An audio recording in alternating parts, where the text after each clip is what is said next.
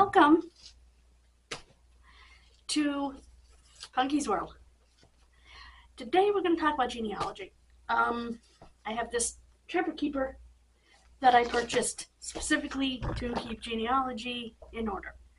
I have been fortunate enough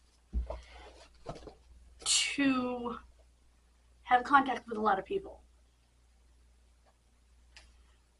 from my family line on all sides. I have noticed a trend that more of the DNA has been done by my French side. On my father's side, more has been done by my French side. There are more matches to my French side than there are to my Irish side. Unfortunately, because that's the side I really need help with. The French side is pretty easy to do. The hardest part of the French side, the only gripe I have, is all the records, the older records, are in cursive writing. I mean, cursive writing. Like, you would not freaking believe that I can't even begin to read. Now, I know enough words. I do not speak French. However, I know the words for child, the word for spouse. You know, I know enough that if it was a typewritten certificate, I could figure it out. You know what I mean? I could figure out if it was a typewritten death certificate in French, I could figure it out. You know? Because I know the word for spouse. I can tell what each month is. Things like that. But when it's written in the most horrible cursive writing imaginable, so tiny on the copied microfilm on the ancestry sites that it's virtually impossible, even for someone who reads French perfectly, to read it. Fortunately, I've seen a lot of the records up close. And you can make out dates and things and names so that you're able to, excuse me, allergies, make some common sense of it. I'm sorry for the traffic noise. I don't know whether this larger microphone is picking it up, but there is traffic noise outside my window because my window is open. Okay. That being said, I do pretty well with, my goodness, with the French, because the French is very well, how do I put this, documented. The French Canadian is pretty well documented, not just my family, but in general, it's pretty well documented, so it's not hard to do. If you have the right resources, you can't depend on the records on some of the ancestry sites, including Ancestry, because of that handwriting. And because when it was copied, it was so small. So if the, not translation, the transcription on Ancestry, Family Search, whatever it may be, is halfway right, you just save the record. Don't even try to boggle your brain at reading it. Because if they were able to transcribe it, then chances are that is the record you're looking for. Although I love Ancestry, and I was talking to my aunt about this, she agrees with me.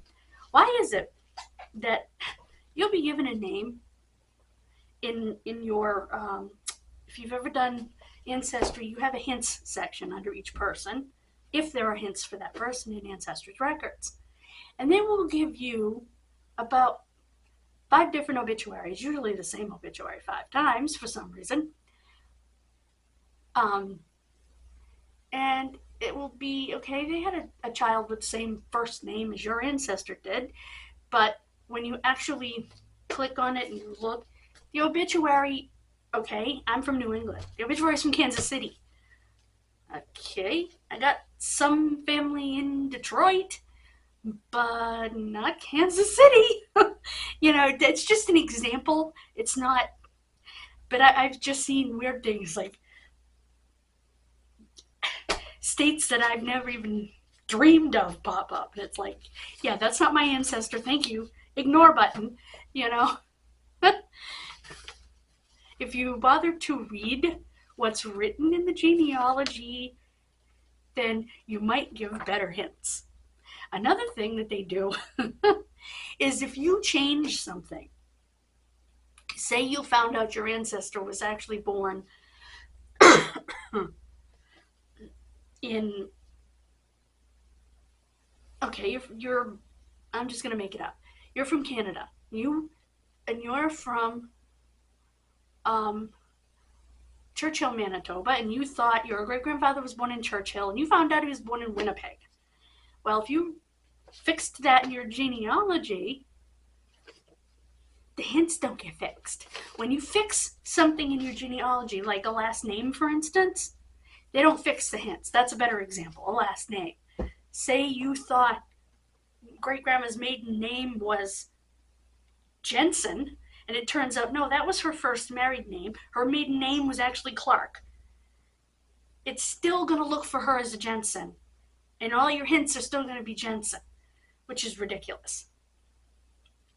Ancestry needs to have their, I don't know what the word is, it's not format, but the way that they do it, they need to change how it picks up on things. Like it needs to pick up on when you fix things, when you correct errors and stuff, because that does happen. It'll be on the marriage certificate and you'll think, okay, that's the maiden name. And you get further into your research and you realize now she married a Mark Jensen, but they were only married a couple of years and he dropped off and, and she was widowed and married someone else who became your great-grandfather, or just as an example. But her name was actually not Alice Jensen, it was Alice McNulty or whatever, So, but Ancestry's program doesn't change that. It's algorithm. That's what I'm looking for. Its algorithm doesn't change that. I'm not doing a rant on Ancestry here. I'm just telling you the things that I've discovered so that you don't go crazy. But this I got from a family member. Thank you. It's ancestors going back. This is my Kennedy side. Funny story. When I was first doing my genealogy, I called the, move me a little bit closer, there we go. I called the Kennedy Library. And whomever answered the phone basically said, no relation, and hung up. Okay. Well, I don't know that for sure. I would guess now that that's probably true, but at the time, I had no way of knowing that. Excuse me. Because I didn't know enough about the Kennedy side of my family. Now I know that chances are pretty good if they were related, it was back a long time ago, because my Kennedys, like my Wilsons, are Protestant and they are from Northern Ireland, which means that they are Scottish. And the presidential Kennedys were from the Republic of Ireland and they were Catholic. So, yeah, not really gonna be related in any, excuse me, real way. But whomever answered the phone did not have to be rude. Now, interestingly, I will tell you about my Kennedys. My great-great-grandfather was Robert Kennedy, born 1810 in Ayrshire, Scotland. He died about 1867 in County Armagh, Northern Ireland. He married my great-great-grandmother, Margaret Forbes or Forbes, depending. It's spelled either Forbes or Forbis. Now, we know her father's name was Matthew, and this family member has her mother as Elizabeth Campbell. Now, Margaret lived to be,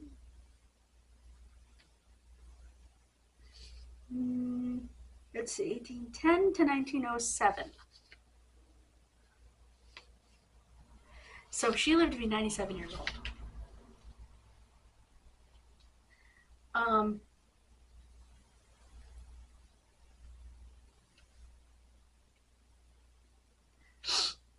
Okay. We get the place of birth for Robert from Theodore Symington. The Symingtons were related through Margaret and Robert's son, Robinson. Two of his daughters, I believe, excuse me, married Symingtons. Or Symingtons. Because it can be spelled Symmington or Simmington.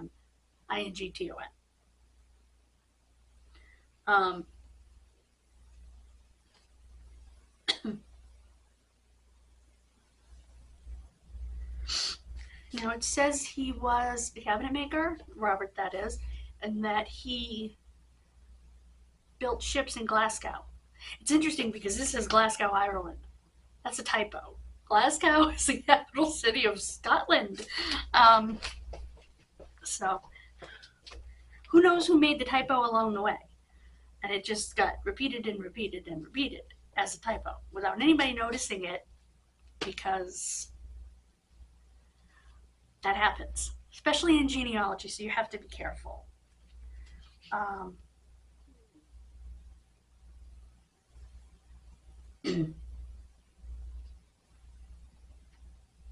Now, interestingly, it is stated that Margaret's father came to the U.S., Matthew Forbes, which is weird.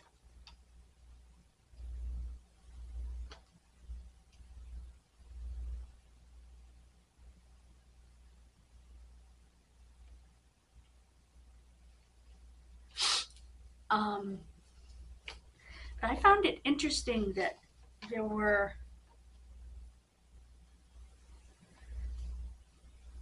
arranged, well,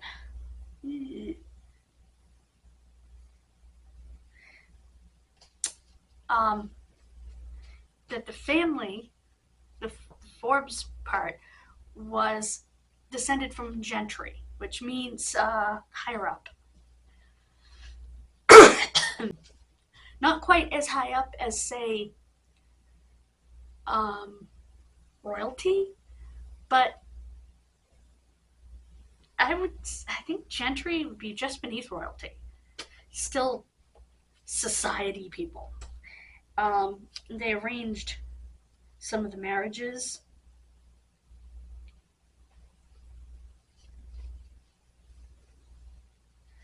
They had a castle, Calzine Castle in Ayrshire.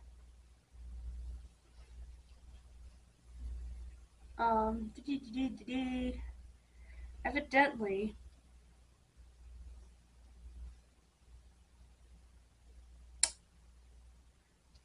Robert Kennedy was born in that castle. And he married Margaret, and they moved to Northern Ireland,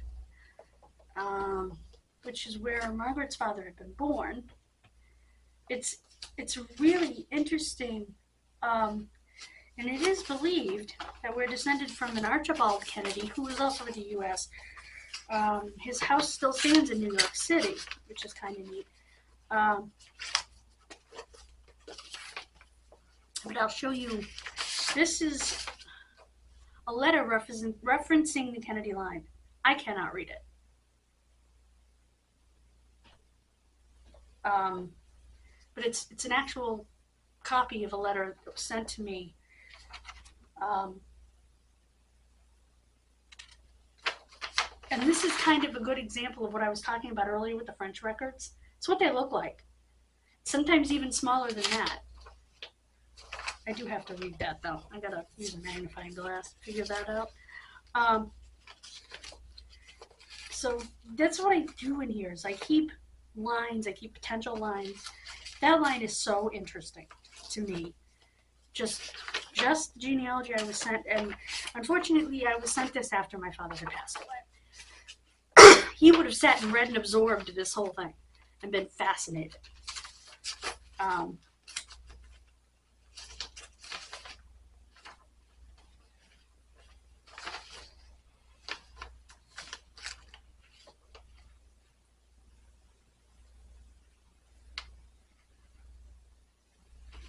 Now, my foot's asleep. But anyway, that's, I would like to vacuum take that out, do some more research on that, see if I can find more connections, and maybe you can help. Let me know in the comments about connections.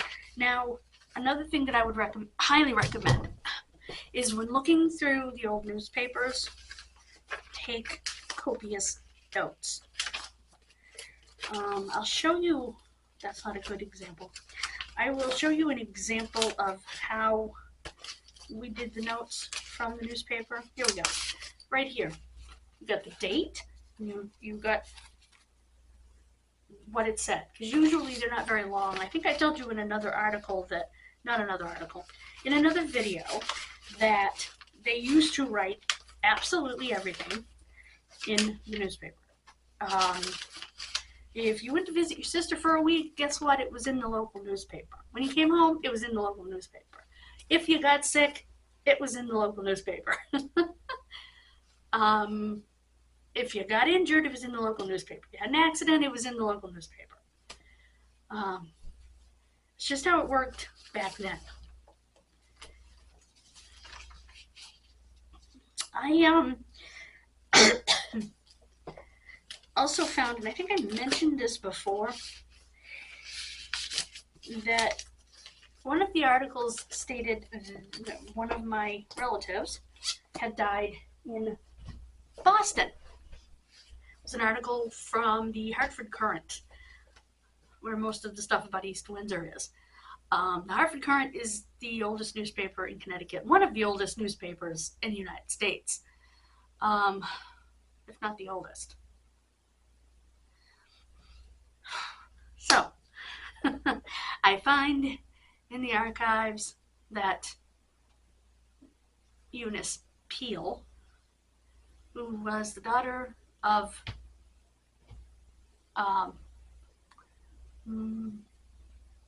my grandfather's cousin,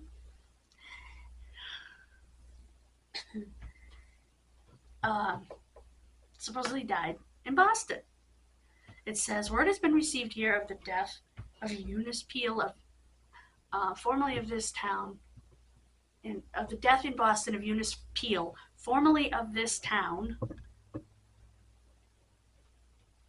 She leaves her mother. Except if you go into the records, she didn't die in Boston. She, trying to see my timer. She actually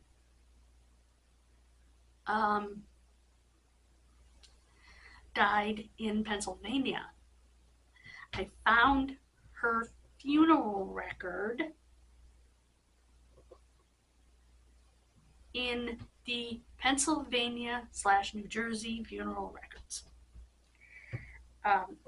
funeral home records that they have on Ancestry. And the reason they have the two states together is because they're close together. This was Pennsylvania. Her mother was living there, and she was living there. I was like, what the? I printed it. I still don't know how the Hartford Courant got it so stinking wrong.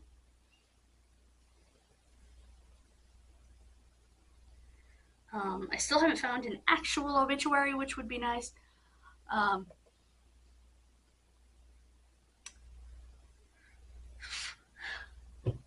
I am still looking also for my great, yeah, Thomas is great, he's great grandfather John's spouse. No idea who his spouse was. John Wilson. Now, on the family line that I was just talking to you about, the Kennedys, that's actually my great-great-grandmother's line, Jane Kennedy. She married James Wilson, and they had my great-grandfather Thomas, who had my grandfather Robert Sr. And I called Robert my great-grandfather on the other video. What an idiot. Robert is my grandfather, not my great-grandfather, as evidenced by the fact that I said he married my grandmother. I couldn't believe I did that on that other video. But yeah, I think you probably figured it out, though. I never knew him. Because he died 11 months before I was born. He didn't talk much anyway, as far as family goes and stuff. None of the Irishmen did. And my father always said it's an old Irish trait. And as I grew up, I heard other people who came from the same community, not the same community he lived in, the same Irish. When I say the same community, I don't mean the community they lived in, literally. I mean from the Irish community. They didn't. You know, they left it behind. They came here and they really didn't talk about their history. Thus, we have the mystery of patience.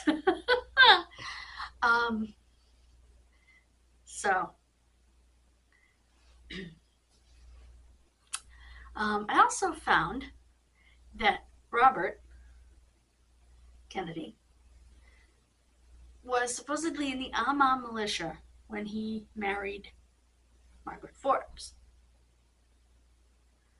Okay, remember it says that on their marriage record. I find absolutely zero zilch nada, zip point fill in the blank, record of him in the Armagh militia. If you can find it, let me know. I do have an interesting family member on the opposite side of my dad's family. Excuse me. I have several family members who fought in the Civil War. For the Union, obviously, I live in New England. My father's great-great-grandfather, Judson, and his brother, David. His brother ended up in the infamous Andersonville prison, which was a Confederate prison for Union prisoners of war. Most people did not survive that place. That place was horrendous. And from what I read from another distant relative, because that's as far as I could trace him, is I saw that he was on the roll for Andersonville. You know, the list, the names and stuff. So that's really all I could find. Sorry, I'm looking at my timer. And a family member, where like distant cousins, had done some research that I came across, and he thought that based on his research of how those prisoner of war camps worked, that Hemingway was probably if he survived Andersonville, would have been taken to another prison, which escapes my memory, and there be forced to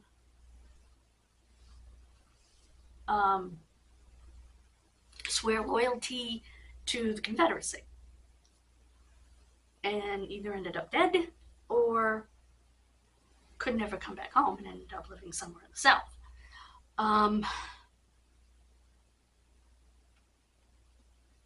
Chances are he didn't survive, but we don't have records past his record of being in Andersonville.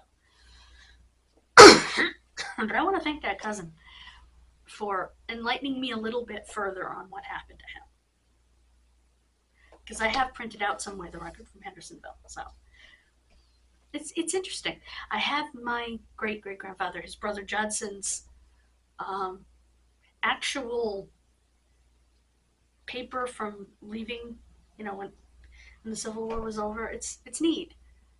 The only thing that bothers me is he's buried in the cemetery right down the street from me, and he has no Civil War monument. It's like, really?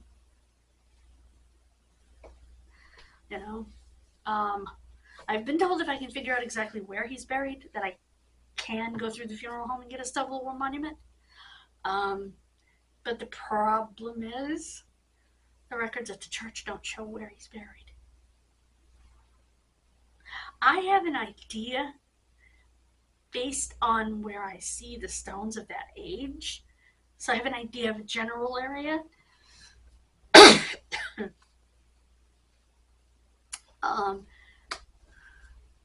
I know I'm talking about different families here, but I just wanted to give you an idea of all of my mysteries that I have. I have very few mysteries on my mother's side because my mother's side is very well documented.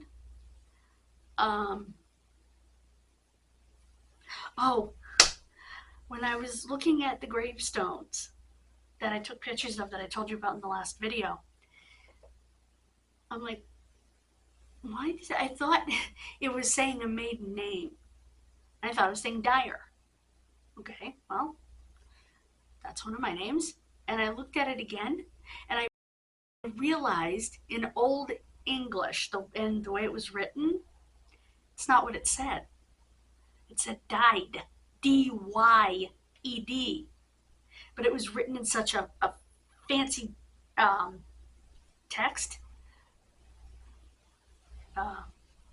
that type of text, that it was very difficult to read. But that's what it said, D-Y-E-D, for died, because it was Old English. Oh, wow. Anyway, so I did learn that when the stones are really old, first of all, you're going to see some font. That's the word. It was in a really old, fancy, curly font, not text. Although I guess it could be the same thing if you wanted it to be. You're going to see fonts like that on old stones and in some old records, which is beastly to read. As I said, I totally misread it. Then I looked at it, I said, wait a minute, that says died with a Y, D-Y-E-D.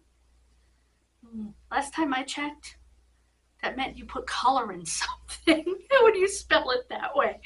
But not in those days. You're talking the late 1800s here. And they spelt it that way with the most decorative font imaginable.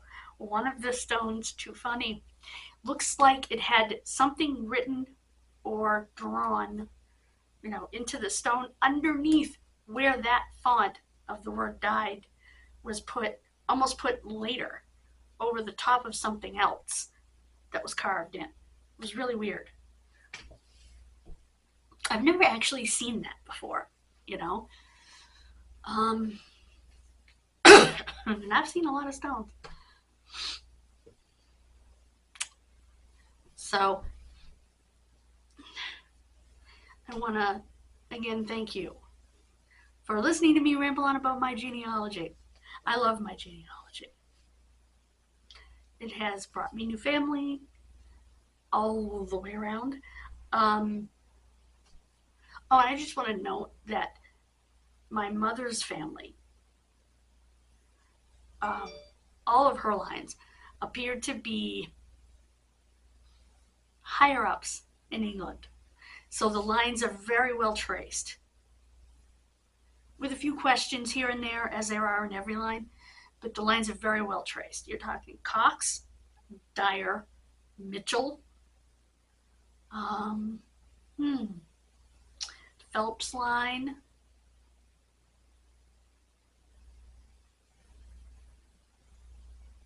the Farrington line isn't as well done. That line has a big boo-boo in it. Because a lot of people went back to the wrong state for one person's parents, and it screwed up the rest of the genealogy going back. So we had to fix that, and it was a mess. That happens, you know. You can't blame one person for what is an honest mistake because they had the same name, very similar dates. It's very easy to screw up, especially when they're neighboring states. So you just have to fix the error when you find it. Like I said, hers are very well documented for the most part, like I said, except for the Farrington line, which had a gigantic boo-boo, which we've managed to fix, but there's still areas that need work. Like, where the hell did Josephine Farrington Dyer die? She died in Maine somewhere. We did find... No, it wasn't hers. We didn't know where Mayvilla Mitchell had... Mayvilla Mitchell Cox had died.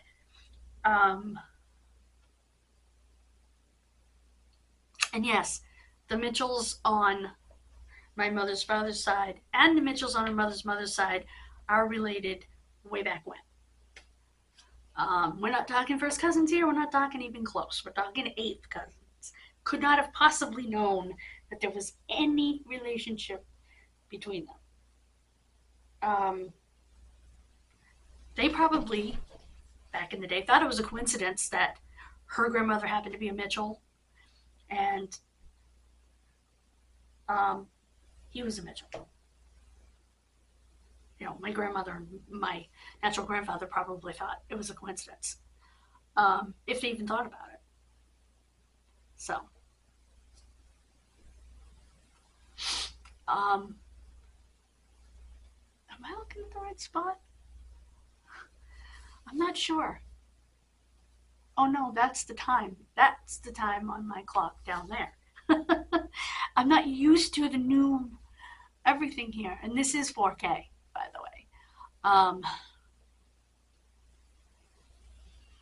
I can't wait to see it. So like I said, a lot of it is well documented, and as I said in the previous video, when I'm trying to work on my father's side, I use my uncle's DNA because if I use mine, I gotta separate mom's out, I've got to separate dad's French side out, and it's a royal in my head. So I'd rather do it on my uncle's side because I just have to separate out the French and separate out grandpa, figure out what's Wilson. Everything else left over is going to be whatever the great grandma is. So meaning whatever name she is. That sounded terrible, didn't it? But anyway, so that's how I have to do it. And that's how you have to do it with whatever line you are looking for. You need to have ways of separating out, even if it means literally. I'll show you this. Making trees. I have these trees, oops, wrong one, that my mother found online that we've been making copies of. They're blank trees. Where did it go? Okay, that's not it. Where did it go? I just had it. Trees that, oh, right here. That we make copies of. They're blank trees meant for work. You know, meant for you to work things out on. And I just saw it when I was talking to you earlier, and I hate to be looking down. Here it is, here it is, here it is. They're small, but, you know, in terms of numbers of kids and stuff, but you can always do double if you have to. Something like this. It's called a pedigree chart. And it's very helpful. This one here is that Panini Dalzell I was telling you about. I'm trying to. I have other. I have a whole file folder full of blank genealogy documents that I don't think I put back in here. That's around here somewhere. But I have a whole file folder full. Tell you what, I'll go get it. Okay, I have the blank genealogy documents here, and I will show you, well, genealogy forms. I will show you what they are. I'll bring my leg up here so I have a place to put this. Hopefully it doesn't go all over the floor. Okay, these are blank genealogy forms. We actually got several, and you can find these things online for free, printable. I'm swinging around here. What I'm gonna do? There. I will move the camera. Hold on. Here I am. Sorry about that. Oops. You can even print out, as I have here, blank death certificates. And you can get them from different states. I have them from a couple of states. This here is birth, that you can fill out yourself. Now, obviously, these are not going to be legal if you're trying to get something, but or do something. But they will give you, they will have the information on them. This, oh, that's, yeah, this doesn't belong in here. This is,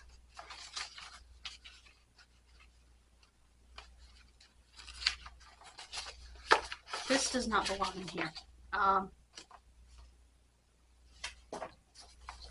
Okay, this is marriage.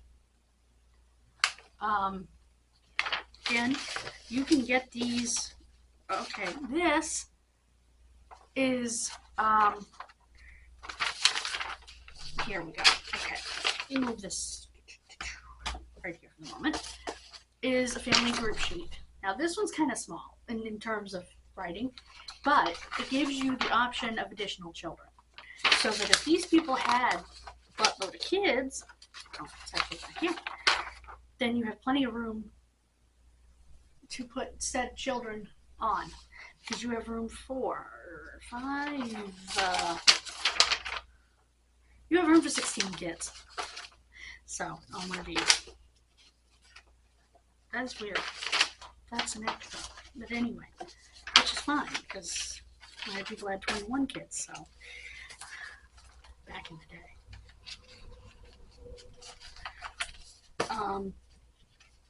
Now there's individual detail sheets. You have those.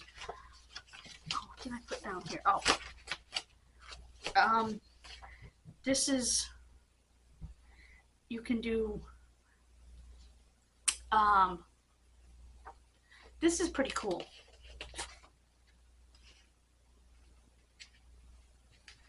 Because you can put a lot of information on here, up to 3 spouses and the children of 3 spouses, which, believe it or not, I need for some of my people.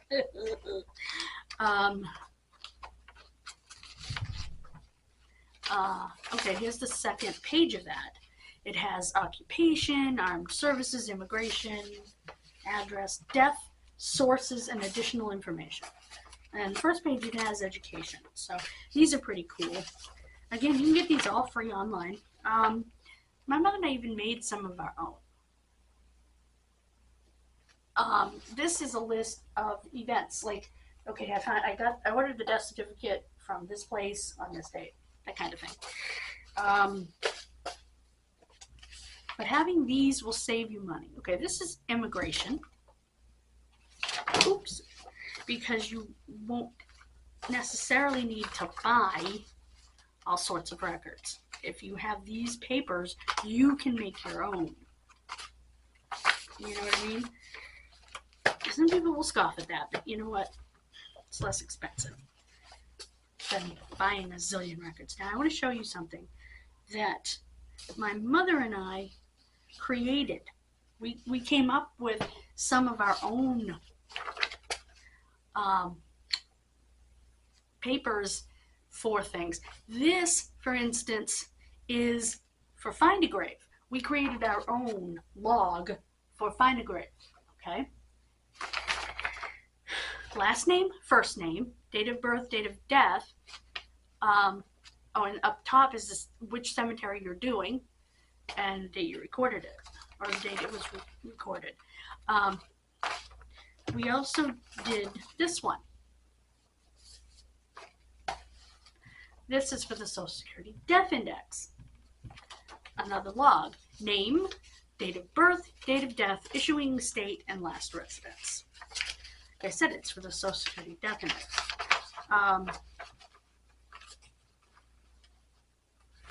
So you can create your own forms for things that you're doing. Because maybe you're using a different resource, so you need a different form, you know, whatever it may be that you may be using, doing. If there isn't a form, create it. That's what we did. Here.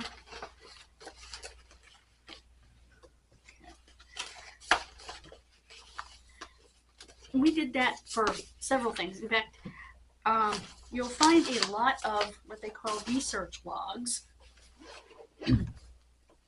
I'll show you my research log. It's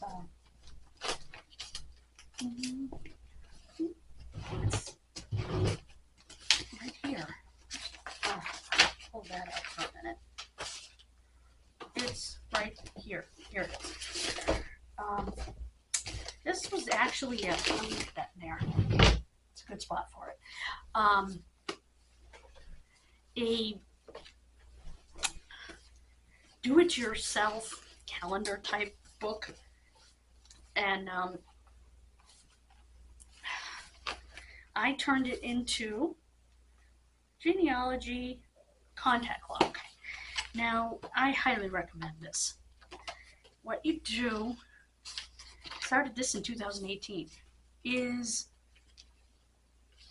you note the phone numbers you called, who you called, and what you talked about. Was the person nice? Was the person mean? Whatever the case may be.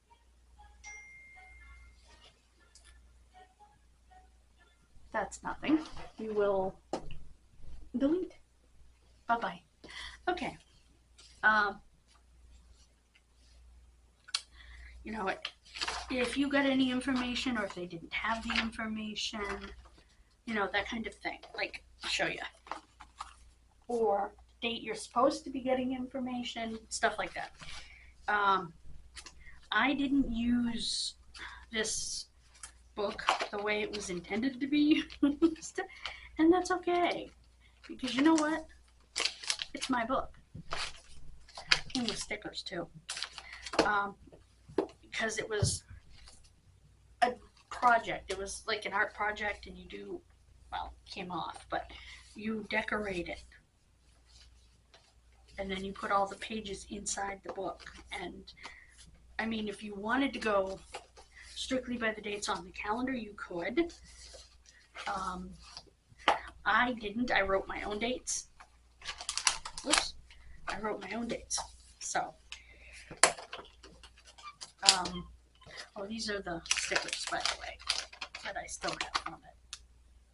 I just kept them. Because I can do other things. I can decorate my diary or whatever. This goes down here. Down here instead. There we go. So just to give you an idea of what to do, this does not go on here. That is already done. That can go in the garbage. Okay. That can all go in there.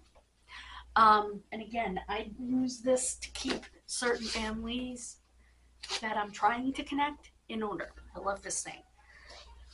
I had one of these when I was a kid. Actually, I had a couple of these when I was a kid.